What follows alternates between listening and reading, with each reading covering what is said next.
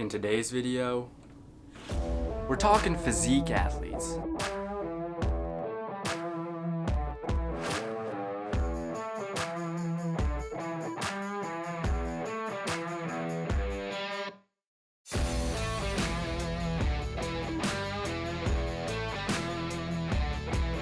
Welcome to the video, guys. My name is Tyler, also known as the Fit Chemist, and I help people take control of their lives by taking control of their fitness and nutrition habits so that ultimately we can lead healthier and happier lives. So if you're new here, welcome. Please consider subscribing. Turn those notification bells on so you don't miss when I post new videos. And if you are returning, welcome back. I'm so glad that you are here. On my channel, I feel like I post a lot of videos geared towards the general population, so I post various topics that will, in fact, help people take control of their fitness and nutrition habits. I don't say, welcome to my channel, I'm Tyler the Fit Chemist, I'm going to help you become the next Mr. Olympia, or I'm going to help you become stage lean. However, I do want to do a video on that today because I do have some experience with competing, and there was an article that was published by Eric Helms and coworkers titled Nutritional Recommendations for Physique Athletes. So what I thought I would do today is go through and summarize the key findings of those and basically just give an overview of what competing is like, what your nutrition should look like, what your protein should look like, all things considered, so that way someone who is potentially a first-time competitor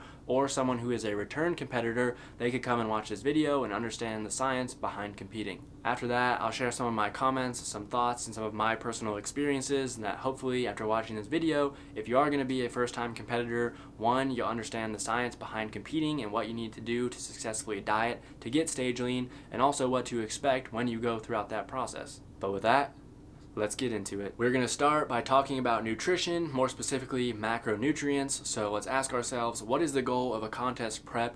Well, the goal of contest prep is going to be to lose as much fat as possible and get as lean as possible while also retaining as much muscle mass as possible, and we can do that by carefully controlling our macronutrient intake. Protein is by far the most important macronutrient, so we're going to set this value first because in a calorie deficit you will see a decrease in muscle protein synthesis, or MPS, and you will see an increase in MBD, which is muscle breakdown. But good news, if you do have a high protein diet, these effects can somewhat be attenuated. In this review, they talk about a bunch of different studies that have varying protein intakes and see what the effects on hypertrophy are when you are dieting. However, they do state the general consensus is anywhere between 1.8 to 2.7 grams of protein per kilogram of body weight per day. They do also state that protein is by far the most satiating macronutrient, so they say that you can actually go up to an intake of 3.5 grams of protein per kilogram per day, which personally I think is sort of on the high end. You might have some digestive issues,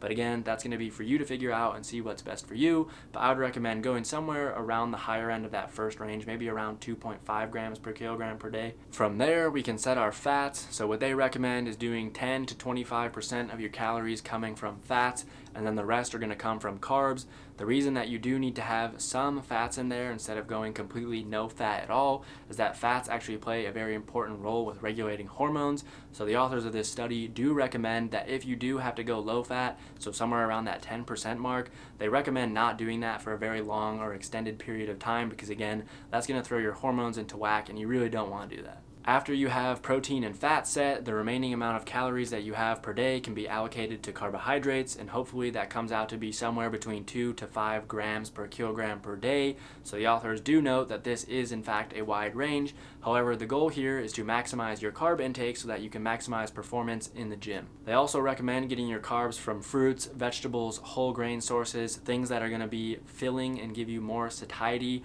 rather than eating something like high sugar or high calorie dense foods like a Snickers bar. Ultimately, if you're doing a contest prep, you're not going to enjoy eating those because again, you're going to be quite hungry, especially once you get to lower levels of body fat. So pick foods that are going to fill you up. Now that we know how to set our macronutrients, we can talk about nutrient timing, more specifically the number of meals we're going to be having, how often we're going to be having them throughout the day, and what the macronutrient composition of each of those meals are going to be. If we're talking about protein timing specifically, they do highlight some studies that actually have varying results. So there are some studies that find no difference in hypertrophy when it comes to how many meals you're consuming each day. So whether you're eating a lower number of meals or a higher number of meals, they found no difference. But then there are some studies that see that there is a bigger difference and it's better to have a higher number of meals. So at this point, I think the data is somewhat inconclusive. However, what the authors of this review say is that you pretty much have nothing to lose by having a higher number of meals each day, and you do have some stuff to gain, but how much you're going to gain from that is somewhat questionable. The biggest factor during your contest prep is ensuring that you are hitting your protein goal each and every day. As long as your total protein intake is high, then you really shouldn't have to worry that much about meal timing. However, they do recommend maybe 5 to 6 meals per day, adequately spaced out, so that way you are maximizing your muscle protein synthesis. But again, the data is still somewhat inconclusive, but that's what they ultimately recommend. Carbohydrate timing is going to be a little bit more important than protein timing, because if you remember, the goal of eating the carbohydrates is going to be maximizing performance in the gym, and in order to do that, we should be having a pretty significant amount of carbs 1 to 2 hours before our training session if possible. They do highlight some studies that show it might not be all that important in terms of when you consume your carbohydrates, because as long as you're consuming enough, your body will restore glycogen stores. However, since we're going to be in a deficit, I think it would be advisable to actually consume some carbs right before training and right after training, and then depending on how many carbs you have left after that, you can space that out throughout the day however you'd like. But again, is it that important? Probably not, but if you want that extra edge, I'd recommend following their suggestions. We'll get into what a contest prep looks like in just 1 second, but my question of the day for you is, if you are on the fence about competing, what's holding you back, and what do you think is the hardest part about competing? Let me know in the comments down below, and with that, let's get back into it. So contest prep, how long should we diet for? This is hard to give a specific answer because it is going to vary from case to case. There are some that last 16 weeks, there are some that last 40 weeks. I think my last one I did somewhere up to 52 weeks. But essentially what we want to do is manipulate the length of the contest prep to make sure that the calorie deficit is as minimal as possible while still losing a reasonable amount of weight. If we think back to what the goal of the contest prep is, it's to maximize our retention of lean body mass or muscle mass while also losing fat mass. And to do this, the authors of this review recommend losing around 0.5% of your body weight per week. From there, you can do the math and get a rough idea of how long it's going to take you to diet to get down to that stage weight. However, they do mention that there are other things that you could incorporate, such as refeeds and diet breaks, which are going to attenuate some of those effects of the diet. However, they are going to add some time onto your diet, so you need to make room for that as well. So we can talk briefly about diet breaks. So a diet break is just 1 or 2 weeks spent at maintenance calories to give yourself a break both physically and psychologically from the effects of dieting. So that way, once we get back into a calorie deficit, hopefully training will be a little bit better from those extra calories, and also you'll be more mentally prepared to be in that calorie deficit. You can take diet breaks as frequently or infrequently as you'd like, but like I said earlier, you have to keep in mind that adding diet breaks is going to add to your overall diet time, which some people will see as an unfavorable trade-off. So for me, my last contest prep, I was doing 2 weeks of dieting, 1 week at diet break, and I would follow that pattern for however many weeks it took. And honestly, I found that was really enjoyable for me, but some people might not want to diet for that long, and they might want to go 4 weeks or 6 weeks before having a diet break. It's going to be up to you. If you don't want to incorporate week-long diet breaks, you can also utilize something called a refeed, which is 1 or 2 days at maintenance or slightly above maintenance with an emphasis on carbohydrate intake. So again, we're just sort of trying to get rid of some of those effects of dieting, and then this way you're not necessarily prolonging the diet as long as you would if you're going to take a diet break. However, what I would recommend not doing is taking cheat meals. One is because people are likely to binge. That means you're going to consume way more calories than you were planning on doing so. And two, it's a little bit harder to track, whereas refeeds and diet breaks are essentially doing what you're doing already. You're just giving yourself a little bit extra calories. If you want to know more about diet breaks and refeeds, I'll put the thumbnail somewhere over here, as well as a link to the video somewhere up here if you want to go ahead and check that out now. But the bottom line is that whenever you're determining how long you should be dieting for a contest prep, give yourself more time than you think you need. So what should your supplement intake look like when you are on a contest prep? So I'm just going to rattle off a variety of supplements and say yes or no. Most of them are going to be yes. So starting with protein powder, that's obviously going to be a yes. You should utilize protein powder, especially if you're not getting enough protein from your diet. Remember, one of the most important things for this contest prep is going to be hitting your protein goal each and every day. The next one is going to be a multivitamin. So this is a definite yes. However, I will say put some emphasis on getting whole food sources and trying to get those micronutrients from your diet itself. However, taking a multivitamin is not going to be a bad idea to give you some extra micronutrients. The next one is going to be creatine. Should you take creatine during a contest prep? Absolutely, yes. However, there is one caveat that I will get to in a second. But if you're increasing your creatine stores and your phosphocreatine stores, this is going to help delay fatigue and enhance performance in the gym. And that's ultimately what we want while we are on this contest prep. If you're taking creatine, there's two ways to go about it. You can take 20 grams spread out throughout 4 doses each day for a week, or you can just take 5 grams per day for about 4 weeks, and then that way you'll get to full saturation.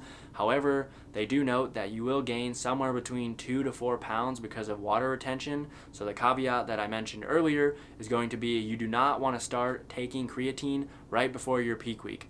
Let me say that again. Do not take creatine right before your peak week. You're going to start retaining water. Your physique might look a little bit off, and that's just a variable you're not going to be able to control. But if you're already taking it, continue to take it. There's no reason to stop taking creatine during a contest prep. The next one is caffeine. This is an absolute yes. Trust me, once you get later into the diet, you are going to want some caffeine as a pick-me-up, especially when you have very low amounts of body fat and not very many calories in the tank. Trust me, you're going to want it. This article recommends between 3 and 6 grams per kilogram per day, and they recommend taking that approximately an hour before training to help improve performance in the gym. The next one is going to be citrulline malate. So this is often sold in a 2-to-1 ratio. So they say to have 8 grams of this per day because that gives you 6 grams of citrulline. This is a nitric oxide booster. It's a vasodilator. It's going to help you get a pump in the gym, increase your blood flow. Trust me, helps a ton. The one thing that they note here, the only supplement that is going to be a no in this video is arginine. So arginine does the same thing. However, it does have very poor oral bioavailability. So if you're drinking it in a pre-workout, it's not going to get digested and into your system the same way that citrulline is. So take citrulline instead of arginine. The last supplement you want to be taking is beta-alanine. So you want around 3 to 4 grams of this per day. But ultimately what this does is it helps increase your levels of carnosine, which acts as a cellular buffer and basically acts against lactic acid. So it prevents fatigue. Hopefully that will delay that fatigue, and then you can lift more and have some better workouts and better lifts in the gym. With supplements out of the way, we can go ahead and transition over to peak week. So I do want to give a little disclaimer here and say that all the stuff we talk about in this section is going to be the icing on the cake, so to speak. If you are not stage lean and not stage ready, none of the stuff in this section is going to make a difference on your physique because you're not going to be lean enough to see the difference. The goal of the peak week is going to be making your muscles look larger and more defined by increasing your glycogen stores while also removing some subcutaneous water, give you that nice dry and shredded look while you are on stage. During a peak week, people will typically manipulate 3 variables, so those are going to be carb intake, water intake, and sodium intake. The first one we're going to talk about is carb intake, and hopefully by manipulating your carb intake, that is going to enhance your physique by filling out your glycogen stores. I'm not going to go into too much detail here, but I will note that there are essentially 2 ways of doing this. There's either a front load or a back load. So a front load is exactly what it sounds like. The front half of the week, you're going to be loading up carbs. So let's say maybe Monday, Tuesday, Wednesday, or Tuesday, Wednesday, Thursday if you have a Saturday show. And then a back load is going to be increasing your carb intake the couple of days leading up to the show. I personally like doing a front load just because it gives you some time to adjust. So let's say you're doing a Saturday show and you were to front load and you did Monday, Tuesday, Wednesday high carb, or Tuesday, Wednesday, Thursday. That at least gives you Friday as a buffer day before the show. Let's say you're still looking flat, or maybe you ate too many carbs and you're looking a little spilled over. That way you have some time to dial it in. Whereas if you do a back load, let's say Thursday and Friday are high carb days, you really only have like 10 hours before the show to dial things back in. The next one is going to be water intake. So a lot of bros out there will reduce water intake, but personally I don't see any point in this. The goal is to reduce your subcutaneous water. However, once you stop drinking water, that will happen, but you're also going to pull water from your muscles, and oftentimes that's going to make you look smaller. What they also don't realize is that when you decrease your water intake, that's going to decrease your blood volume, and then guess what? Once you're behind backstage and you're trying to do a pump up before you get on stage, it's going to make it a lot harder to get a pump if you don't have as much blood volume as you did if you were drinking the water. Honestly, I hear so many horror stories. I remember my last competition, I was talking to some people and they were like, oh, I haven't had water in like 24 hours, and it's just, there's absolutely no reason to do this. Throughout the whole peak week, keep your water intake the same, and then on show day, if you want to reduce that down to like sips just to sort of quench thirst, I think that would be a good idea. But there's absolutely no reason to just cut out water completely. Your body is like, what, 70% water? You need water to function. Do not do this to yourself. Something else people try to do is manipulate their sodium intake, and again, I don't think there's that much reason to do this. So I think doing this in moderation, so let's say slightly reducing it the couple days leading up to the show, and then the day before, and then on show day having slightly higher sodium intake, I think that would be an okay idea because again, sodium will sort of help generate that pump while you're up backstage. However, there's some people that will again just completely cut it out and then they'll do a very heavy sodium load the day before, and there's just no reason to be doing this. Your body is a lot smarter than you think it is. Your body's going to want to remain in homeostasis, so even if you do cut out sodium, your kidneys are still going to help regulate sodium. It's going to stop excreting it as much so that it still holds on to it in your body, and again, oftentimes that'll have you looking more flat and smaller than you would have if you just kept it in the first place. There are a lot of competitors and coaches who will manipulate all three of these variables in the last week, and personally, I just don't see a reason to do that. If you're dieting for, let's say, 30 weeks, and then on that last week, you change all three of those variables, you have absolutely no idea how your body is going to respond to that. So what I would recommend doing is maybe picking one or two of those variables to play with and doing like a mock peak week, maybe 4 or 5 weeks out, see how your body responds, and if you looked great, good, replicate that on peak week, and if you didn't, figure out what you need to change. But honestly, there is no reason to wait until the very last minute and change all three of those things at once. It's probably not going to end well. The things that you're manipulating during peak week, again, they're just going to be adding that icing on the cake. It's going to give you an extra 1 to 2%. However, if you do it wrong, it might actually hurt your physique rather than add to it. Now we can talk about the post-competition period. Honestly, this is one of the hardest parts. Believe it or not, once your diet is over for the contest prep, you still have to diet afterwards. You can't just flip a switch, go right back to a bulking phase. Trust me, that is not going to end well. Having a game plan post-show is going to be extremely important, so I'd recommend doing a couple of things. One of them being bumping your calories up from a calorie deficit to a slight surplus. However, you do want to be mindful here and not create too big of a surplus because your body is primed to put fat back onto your body. Think about it, if you just dieted for 30 weeks and you have very low amounts of body fat, your hunger levels are going to be through the roof. If you start eating all these calories, your body is going to signal to itself, hey, I was just starving, now I have food, it's time to pack all of this on. You don't want to do this. There's also some studies that show if you do that you will actually increase the number of adipocytes or fat cells on your body, and then the next time around when you try to diet those off, it's going to be much harder to get that weight off. So trust me, as hard as it is, you're going to want to take it slow and a very minimal surplus after your diet. The next thing I would recommend doing is scheduling something like a photo shoot or maybe a second show a couple of weeks after the first show. This way you still sort of have that diet mindset and you still want to stay somewhat lean. If you don't have anything scheduled after your show, and again, you just flip that switch, you start having cheat meals every day, it's not going to end well. You're going to blow up into a balloon. You're going to feel horrible because you just spent so long dieting to this stage lean physique, and then after a couple weeks you just ruined it and you just look like blubber again, right? You don't want to do that. What I would recommend is following Team 3DMJ's recovery diet plan. They have a step-by-step plan on what you should be doing when you're coming out of a contest prep diet, so I won't go into those details in this video, but I will link that down below. That's what I followed after my last contest prep, and trust me, that one went much smoother than my first contest prep. So with that, I'll just give you a couple of my thoughts on competing.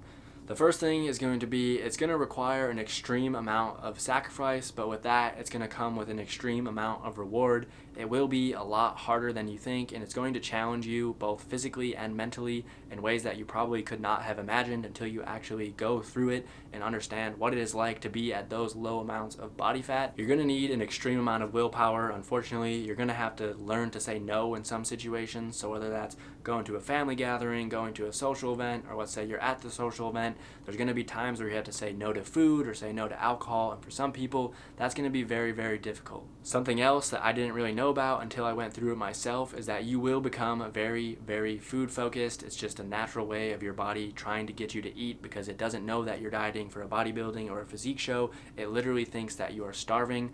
So I've dubbed this period as container licking season, and my fellow competitors out there know exactly what I'm talking about. You will get to a point where you have such low levels of body fat that you are literally licking your container for every single calorie that is in there. I'm not kidding. I don't care if it's some condiment in there like mustard or remnants from your meal, every grain of rice. You will be picking that out of the container just because of how hungry you are. And the last one, I'm going to stress again, it's so important to have a game plan post-show. People don't realize that that's actually the most difficult period because you're not dieting for your show anymore. So for me, my first contest prep, as soon as it was over, my mindset just flipped a switch and I was like, well, I'm not dieting anymore. I can go out, I can eat whatever I want. And this ended horribly for me. I remember after work, I went to Giordano's and got a ton of deep dish pizza. The next night, I got burger, fries, and shakes, like a huge burger too. Like we're not just talking this average cheeseburger. I looked for the best cheeseburger place in town. Then that weekend, I went out and got like 12 donuts. Trust me, it did not end well. I blew up. I added a ton of weight in like 2 weeks.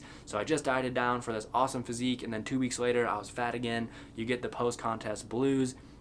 Trust me, you want to have something planned. Take it low and slow, and then from there transition into your off season, and you'll be much happier. So with that, we can summarize the points from the article by Eric Helms and coworkers. So the macronutrients for protein, we want between 1.8 to 2.7 grams per kilogram of body weight per day. For fats, we want it to come 10 to 25% of our calories, and then carbs will be the remaining amount of calories that we have per day to be in a calorie deficit. When it comes to protein timing, we want to have anywhere between 4 to 6 meals spaced evenly throughout the day, so that way we can maximize our muscle protein synthesis, or MPS.